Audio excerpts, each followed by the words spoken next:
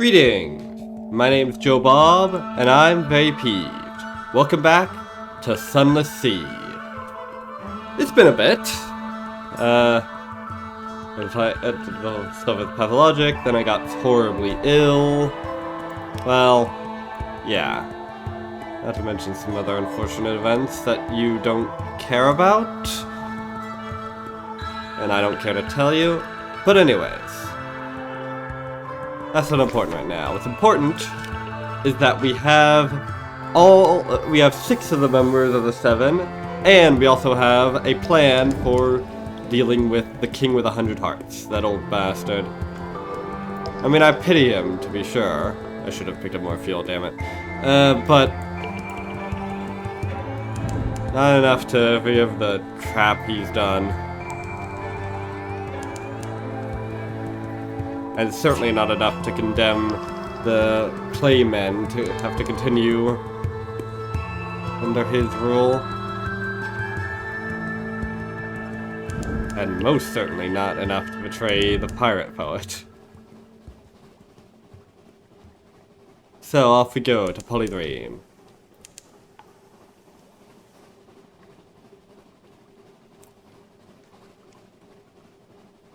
The fuck is that? Oh, an angler crab. An eastern angler crab. Oh, we're not that far east. I guess we're east from London, which is, I guess, where is... But, I mean, surely all of the Z is east from London. So, yeah. Here we go. Polydream.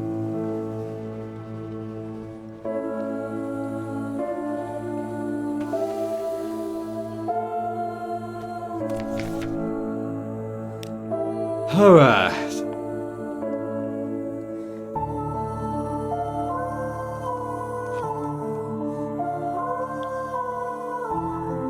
There we go. The assassination of a king. Time to set your plan into motion. Beware, if you make the wrong choice during the audience, you might end up heavily wounded, lose the pirate poet, or both. Well, let's not make the wrong decisions then. But if we do, well, we always have Mandom. Mandom, our stand. The audience. The pirate poet wears the weakest handcuffs you could find as you leave the ship with her and 5 crewmen. Your group walks towards the marble palace of the king with 100 hearts. When you get stopped by a few guards, you tell them why you're here. One of them leaves, and shortly after comes back with another clayman in obviously very expensive clothes. The king will see you and your prisoner. Your men will wait here. You nod, and together the pirate poet and you follow the guards towards the palace.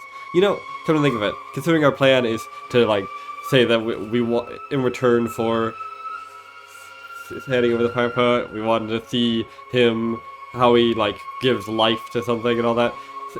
With most other people, this would make him suspicious. Most likely, considering, surely they'd want some sort of monetary reward. But I probably have a reputation for going for knowledge over monetary gain. Secrets and all that. So yeah, nod and together.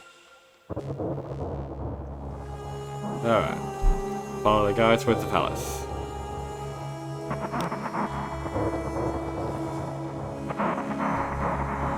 Alright, the marble from which the palace is made is only a fraction of the luxury the king with 100 hearts surrounds himself with.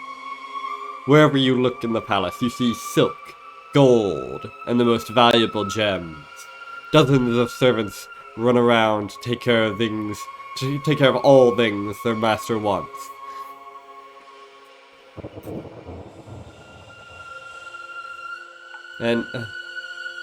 And everything is guarded by tall claymen with huge weapons, and stoic expressions.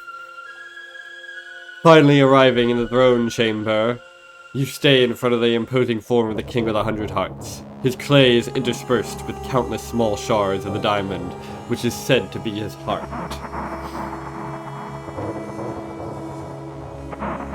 Well, said to be nothing. So yeah, I actually have personal experience with this sort of thing. What they did was they replaced his heart with a massive diamond shorn from the mountain of light, and that turned him, and that effectively means that he is Polydreme. I should know because I had that. I once had that done to me. Well, not me per se, but whatever. All right, compliment the king. If you have his favor, he will be more likely to accept your proposition. Hee hee. Not that kind of proposition, probably. And a serenade for the king.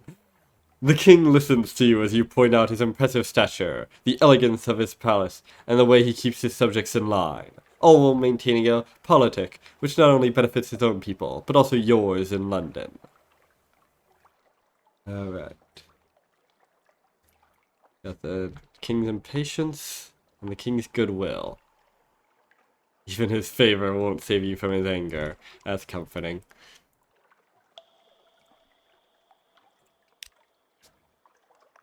Alright, make your offer.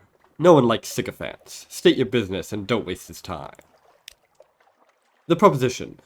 You present him the handcuffed pirate poet, who just glowers at the king, and asks as reward for delivering the clay corsair to witness how he turns your curio into a wakeful idol.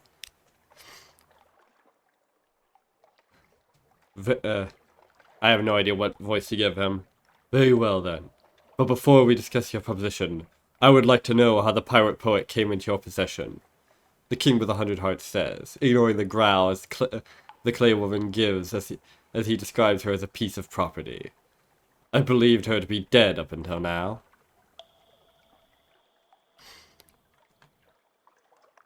Huh.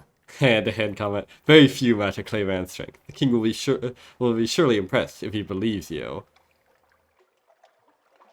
Or a battle at Z. After so many battles against the pirate poet and her crew, you have enough material to work with.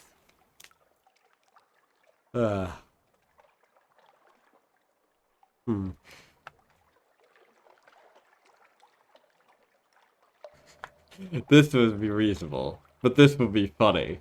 Just to see her reaction as I both like, oh yeah, I beat her in hand-to-hand combat. I absolutely wrecked her. And she has to be like, yes, that's exactly what happened. Don't push it, motherfucker. Whatever. Fuck it. Haha. An epic duel. Sword against sword. Flesh against clay. You stood on the deck of the pirate poet's vessel, surrounded from her fallen men. From her fallen men? What? She fought like a berserk. Berserk? What? But you were better. Her hits were like stone, but yours were harder. In the end, she stood no chance against you. For good measure, you slapped the captive pirate poet across the face. Well, that was a bit much. The face she makes a response has you trembling inside, but it's the outside which counts, and the king with 100 hearts is clearly impressed. Alrighty then.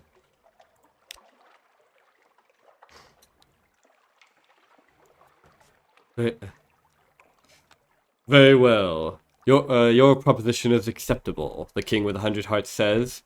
You shall see how I fill a curio with new life. Before that, however, it is time for the prisoner to receive her rightful punishment for defying her king.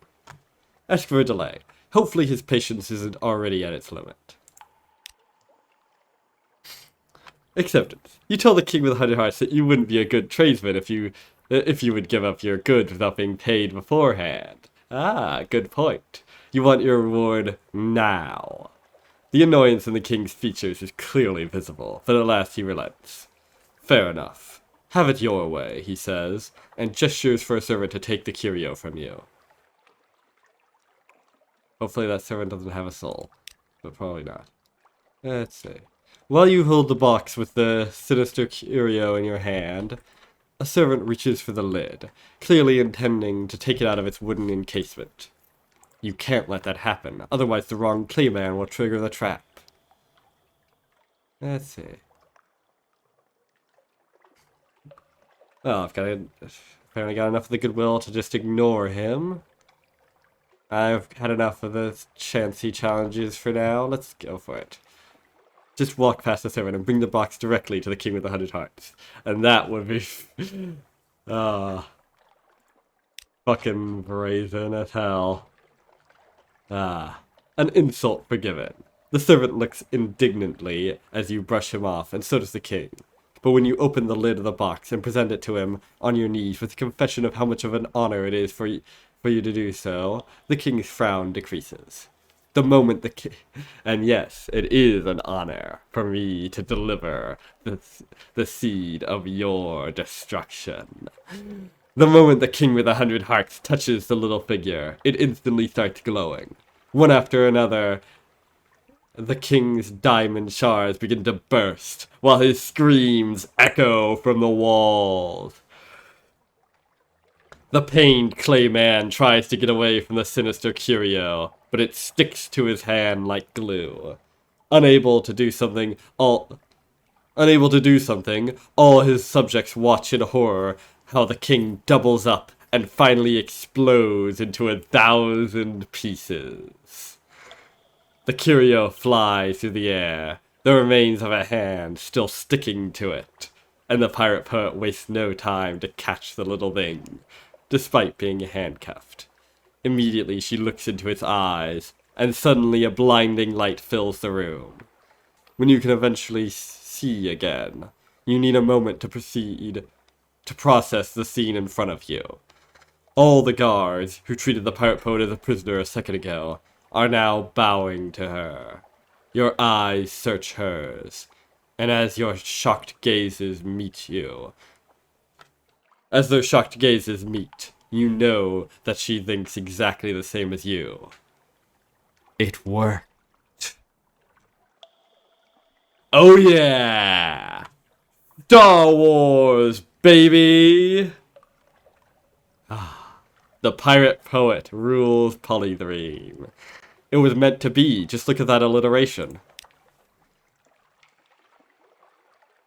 That was a lot easier than I expected. Alright then. A new queen. You don't know what you expected to happen in the days to come after the assassination of the king with 100 hearts. But at least you expected something to happen. The Claymen, however, act like nothing is out of the ordinary.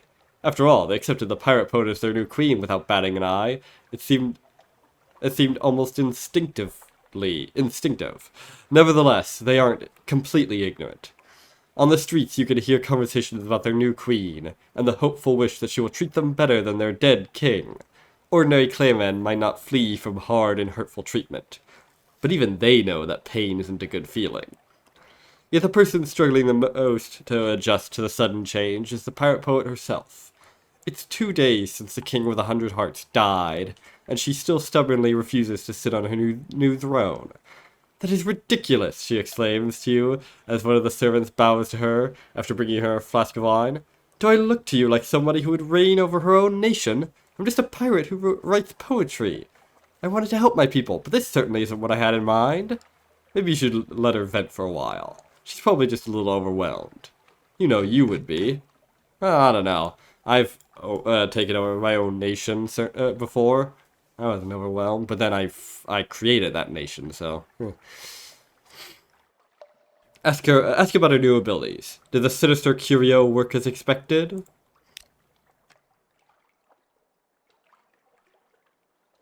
The pirate poet gives a humorless laugh at that question. Yes, it did work. It gave me new abilities. You know what? Actually, it didn't. Sailing is an ability. Swimming is an ability. But creating new life, that sure as hell isn't a new ability. That's just insane. That's all it is. She yells before slumping down on a chair a servant brought her after she refused to use the throne. Stone, help me. I can create life. She mumbles and buries her face in her hands. Only God should have this kind of power. What? I mean, the Claymen might not have it, but any daft fool can create life if they just happen to get a bit too drunk one morning. Or one afternoon. And frankly, the gods are the last ones you should trust with that power. Just look around you and you'll see the proof. Groaning beds, walls hacked from screaming stones, water that begs you to stop while you drink it. These aren't the consequences of creating a few dozen or even a few hundreds of claymen, but many thousands of them. The pirate poet shakes her head and looks up at you. The king with 100 hearts had no respect for life. He produced claymen in the same way other people produce garbage, and afterwards he threw us away for just a hand of echoes. He didn't take care of those he created, in the same way he didn't care about what he did to those on this island. She glowers at the throne. It would take more than a lifetime to count all of his crimes. And now you see why the gods should not be trusted with this. If you think he didn't care, you should see the apathy of the gods. I see. But hey, look on my side. Now you have the power to help your people. A difficult task. Yes, the pirate poet says after a long silence. I can create free claymen, but I won't do so. At least for now.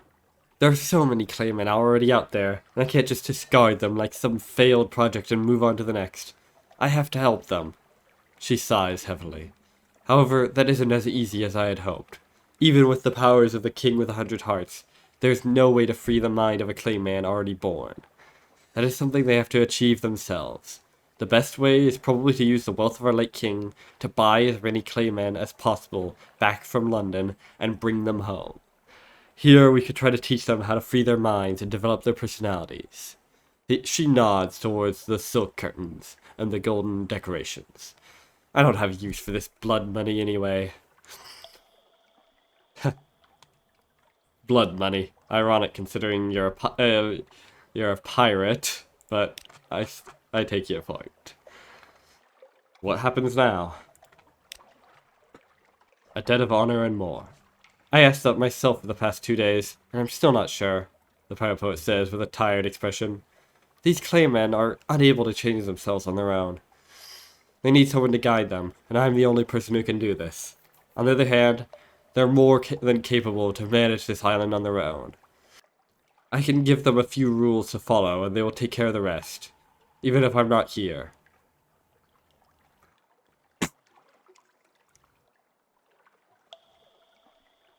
At your questioning gaze, she gives a frustrated huff.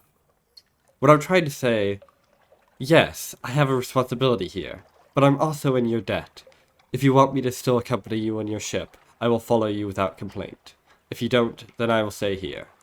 Her voice suddenly takes on a soft tone, and her mouth stretches into a gentle smile as she continues. Whatever you decide, you will always have a place here to come back. I told the servants to reserve a room in the palace for you. You're welcome whenever you like, and you may stay here as long as you want to. The pirate poet leaves the choice to you. Do you want her to stay on your ship, or here on Polydream? There you go. It's not like you won't ever see her again. Letting the pirate poet go is one of the requirements for the secret game ending. And all that also has opportunities to do that. Well, you're anchoring in Polydream. Anyways, or ask her to stay. You don't want her to leave. Well, considering I'm already pursuing an ending that I certainly will not give up, is there any other choice I could make? How could I want her to leave? Very well. In that case, I will follow you to every corner of the Nath, you magnificent bastard. The pirate poet grins widely. Ah, by the way, I have appointed a new advisor, a familiar face from the short time I served in Polydream before being sold to London. Back then, he was one of the most intelligent claymen on the island, and I'm sure he will be a big support. I gave him a few tasks to work on, and if you want to help, you should speak with him. Alright.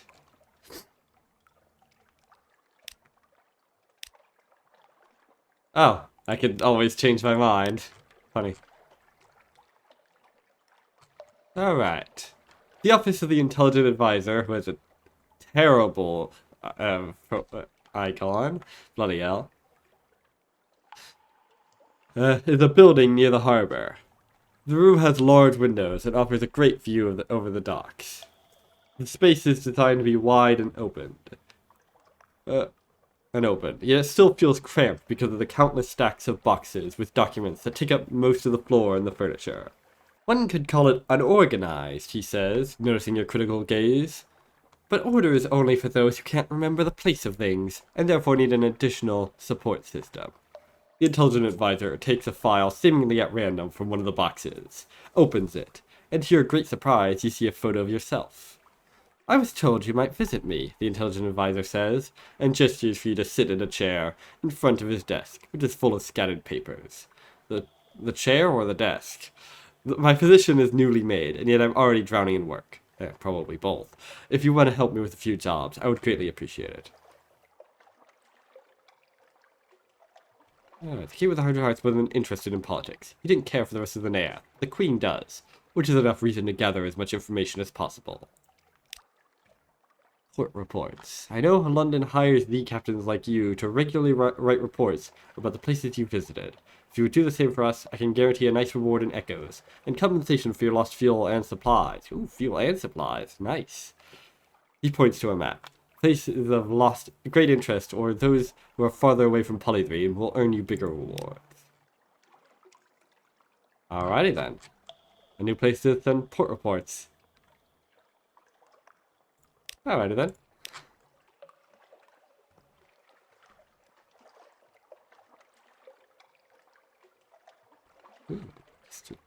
Gain strategic information.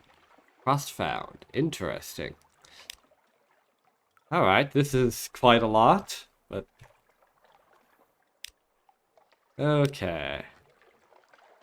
I wonder what the port report will be now. No spying. You don't feel like you should observe this place any further for the Admiralty. Might give them something they might use against your friends. There will be no reports from Polydream anymore. At least not from you. Huh.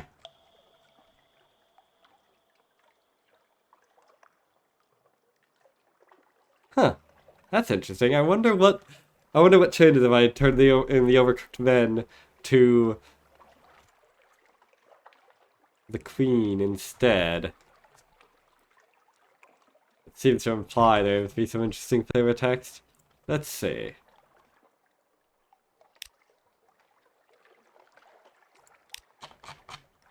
Will the Queen be more merciful than her predecessor?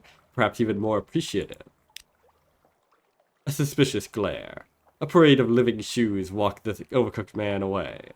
A dour clothes colony throws a pouch of jingling coins your way, as well as a grateful nod. They will be celebrated, you're informed. 120 echoes.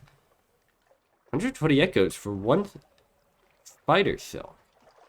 Interesting. I think that's a better rate than it was before, but I didn't actually check. Spider silk can be gotten pretty cheaply. Interesting. Well, anyways. Rest in your room in the palace. Resting here will reduce terror, heal all wounds, and give you 3 restful nights. Nice. Wow, it's equivalent to resting in London, but free. Very nice. Living like royalty. Breakfast on a balcony overlooking Polydream. Lunch with exotic meals prepared by an army of servants. Dinner with the Queen while drinking the finest wine. You could get used to this. Indeed. Oh, not entirely free. I need something awaits you, but close enough. Polydream is an expensive place to reduce terror. Not anymore. Wonder what it has now. Oh, no more than Polydream's development. Let's see. This looks more or less the same. I didn't actually check. Oh. You can still purchase these bozos. Might be worth it, honestly. Maybe. I might as well grab it. Not sure if I'll actually equip it, though. Reducing quarters is quite useful. Sometimes.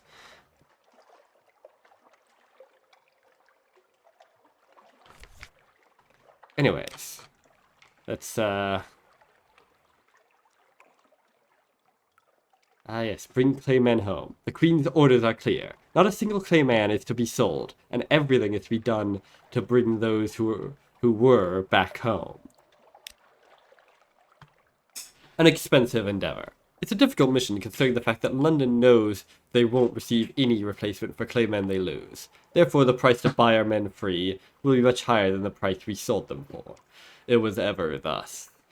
The intelligent advisor falls silent as he clears his glasses with a cloth. Once he's finished, he continues. I was able to make an arrangement with a few people in London. They're willing to bring up their claymen for 100 echoes per worker.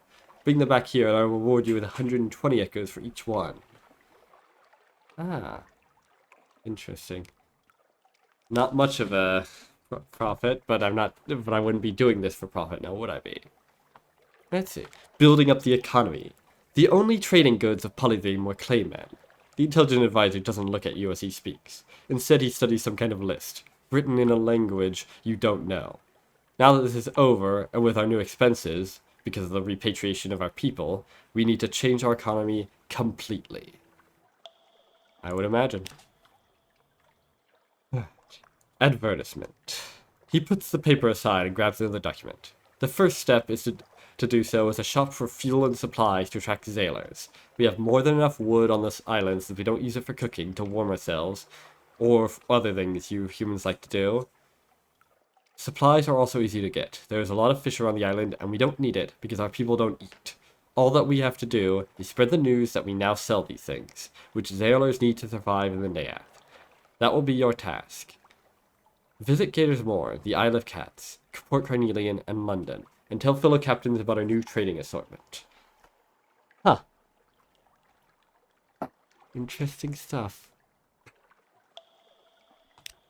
Alrighty then. Now, port reports. Well, posted. Hell's heretics. I know with comical irony. Oh, I thought you were going to give me supplies as well. Alright. Like, an island of corals is probably the best place in the Neath for a good game of chess. I hope you played a game or two. Yeah, won most of them. Lost a couple. The only way to the surface. The claymen usually ignore this place. There's nothing on the surface for us that we can't find in the Neath too. Also, don't think you'd actually be able to survive out there. Time's hacked. One can never have too many information about the Khanate. What? Right? Isle of Cats. Personally, the idea of a pirate king seems a little strange to me. How could he be king if most pirates don't swear fealty? Maybe it just means he is king and a pirate, but then Polythene would have a pirate queen. Not sure if she would like that name. Possibly. I don't know. I think it's more that he's the king of pirates. Not necessarily all pirates, but the fact that the people he is king of are pirates, you know? Like, the pirate king in Pirates of the Caribbean wasn't the king of all pirates, just all the pirates that swore their fealty to the Brethren Court. And even then, her authority over them was not total. The Chelonate, a decaying carcass filled with people who only live to hunt and kill. Delighting. Khan's Shadow. If one hates the government of the Khanate, this is the place to find sympathizers. Very well, then tell me about the newest insults for the Khan. Alright, London. No better choice for relaying the latest developments than one of its inhabitants, don't you think? Yes, not that I exactly inhabit it very often. Oh. Alright. And give you some strategic information, why not? Do I have any vital intelligence? I don't know. Let's make some. Why don't we? Oh, you don't want any. Okay then. Alright. The intelligent advisor watches with an unveiled interest at you as you pull out the documents. A pleased advisor. Good. Very, very good, he mutters as he reads the papers. Without looking up, he opens the drawer and takes out a small leather bag before handing it to you. Here, for your effort. If you'll excuse me now, I have to study this. Alright. Is this changed? Yes. Reasonable enough fuel prices.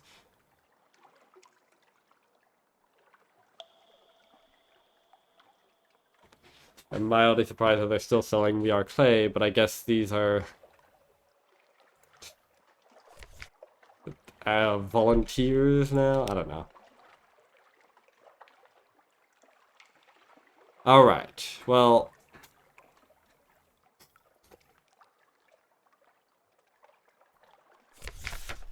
That's that then.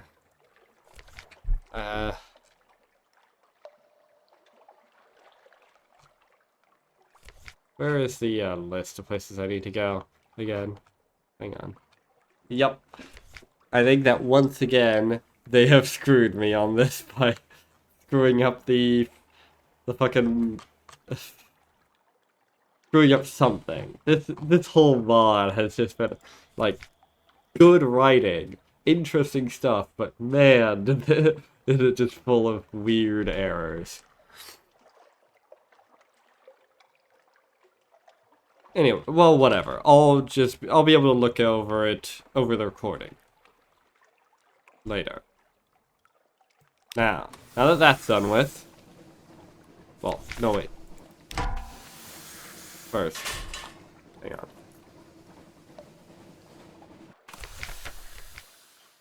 Got the fire poet. Yeah, let's check out the fire poet. Alright, nothing particularly new. The proposition art, perhaps. Now, what about the merciless Modiste? Her meeting with the pirate poet did not go well. Tension relief. The Modiste is face down on her bunk, but that doesn't prevent her from berating the unlucky crewman pressed into massaging the knots from her back. She was once a part of our set. How could someone like her turn into such an ignorant? She exclaims. She knows the struggle for art's own liberation, and she doesn't want to help me. What is... Stop! Enough of this incompetent finger play. Get out of my sight before I write down your name. She sits up, scowling. I won't create life only to abuse it, she quotes in a surprisingly good imitation of the pirate poet's voice. How dare she? I showed her how to use the sculptress's chisel. I helped carve her tattoos where she could not reach. Hee hee. And now, when I ask for her help in return, she brushes me off. A scream of anger rips from Muddy's throat. One day she will regret declining my offer. Alrighty then. Is that then? I don't know.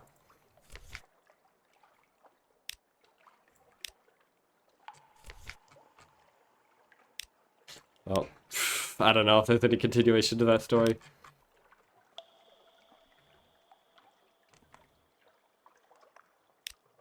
Let's see. Alright. Now. Time to go.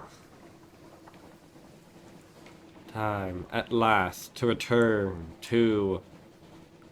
Shit, where was it? Fuck. Where was she?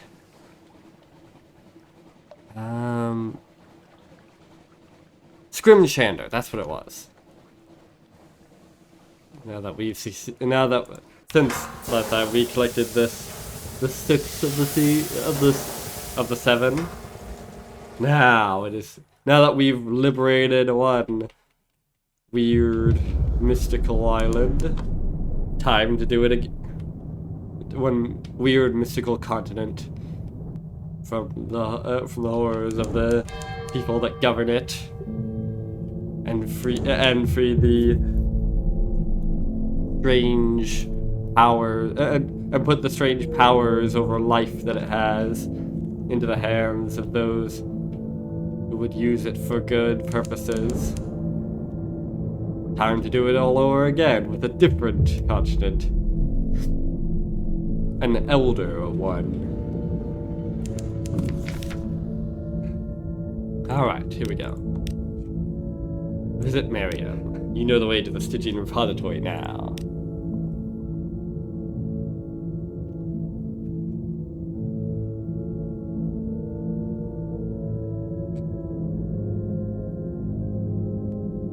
Here we are. Again. At last. Tell Miriam that 6 are assembled. The guide, the healer, the financier, the propagandist, the soldier, and the captain. That only leaves 1. Miriam leads you into the Hall of 7, where her statue has been smashed to pieces. A new statue completes the line of the assembled 7, a dignified and well-observed, if slightly too honest, effigy of you. The 7 need a new schemer. It can't be me, can it? I'm stuck down here. Or what's left of me is. She taps angrily at her skull. First things first, she fetches 2 brooms and passes one to you. Weep. She begins to brush at the thick dust that covers the floor. Your initial application of the broom reveals a painting, a jagged curve of coastline. The next exposes a scattering of islands, somehow familiar. Are they the phosgene bleaks? Meanwhile, Miriam's brush has uncovered a green and mini-canaled land with the word Hell written across it. The floor is a map. No, a game board depicting the whole of the Neath. Thin, black lines turn it into a grid, and finer lines divide the squares into a finer grid. In the next room are statues of our enemies and complicating parties. The Gracious, the Replete, the Presbyter, the Admiralty, Mount Nomad, and so forth. I always found, she breaks off to scrub at a resilient clod of bone dust, that it was easier to plan from a bat's eye perspective. Plan your conquest of Nidal. The 7 against Nidal are reformed. Prepare your plan to conquer Nidal. Find a way to defeat the Presbyter's armies. Find a way to reach Nidal. Find a way to breach Nidal's walls.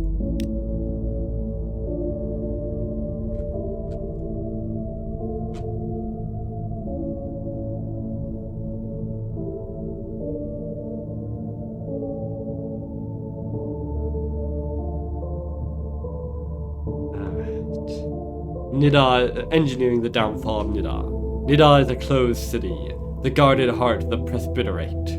We must cross the Elder Continent, destroy her numberless armies, and breach her basalt walls. Miriam surveys the broad map of the Neath. We have a lot of scheming to do, you magnificent bastard.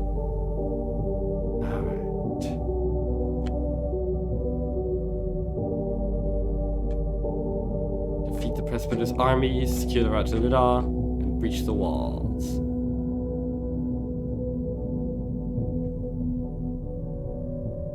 Well. Of course I'm 1 off. Damn it. I'll be right back. Excuse me. Oh yeah. You don't want this. Not the most daring thing you ever did, but if it helps. You spread the news. You mingle with the crew and tell your fellow captains about the latest developments in Polydream. Oh, that's it. Okay then.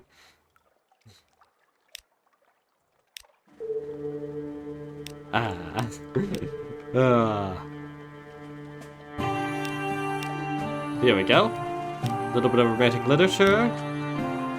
Now that's done with. Defeat the Presbyter's armies. Commit a spy network.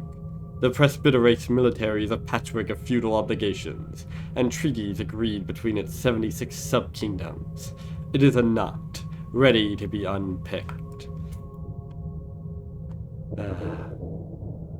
I'd go for this, but first of all, that's expensive. Secondly, well, I'd rather not have the common man do our dirty work for us. Miriam's eyes widen as you lay out the extent of your espionage network upon the map board. A foothold on the Elder Continent, she exclaims, and grins with her blue-black teeth. You've planted the seed, you magnificent bastard. Now we nurture it. Encourage it to grow like vines through the Prester's alliances. Then, in a number of years, we give the order, and the Presbyterate turns against itself. Miriam's memory is more reliable when she's scheming. With a little luck, we will be able to take Nidal with a detachment of mercenaries. I think I know just the fellows. Setback in that work, but I didn't really expend that much to expand it. Just a bit of time. Alright. Let's get the route to Nidal. Plot a course through the 3 deserts. But that would require a bunch of weird stuff. Instead, colossal fluke cores that I've been getting just as a consequence of hunting flukes for secrets. They're basically free at that rate. So once again, I'm effectively getting this for free. Your soldier advocates the route the Seven took on their initial attempt against Nidar. It worked then, and will serve again. Unfortunately, Polydream, the only source of the ships able to navigate the Red River, demands an unusual price. Even with the pirate boat in charge, eh? I guess that's the price we have to pay to get the ships. Fair enough. I guess they are in stuff. The bargain. What does the living city want with fluke cores? Its 100-hearted king will not say. Yeah, again, this is these stories are just not as interlinked as they really should be, alas. It's the crewman who delivered them reports carrying them to a white villa atop the hill, where countless statues waited with stony, avid eyes. It will take years to construct the whole fleet, but when the first vessel slides gracefully into Batuk's hidden shoreside encampment, its oars sing a joyous hosanna. Their harmony is impeccable. And, yet again, we get this one for free. Eric has reaching Nidar's wall. Deploy a Leviathan from the depths of the sea. Arik has not been idle since the defeat of the Seven. He has tamed a monster of the deep sea, and presents you with a report on its deployment. Oh yeah. Leviathan. Arik's plans involve steering Temtum from the Z across the outer continent and using the beast as a siege engine. Temtum will topple the walls like Maringu, his report claims. He seems confident, but will take a long period of gradual excursions for the great city beast of Hideaway to build up a tolerance for life above the waves. Arik gets started immediately. See, I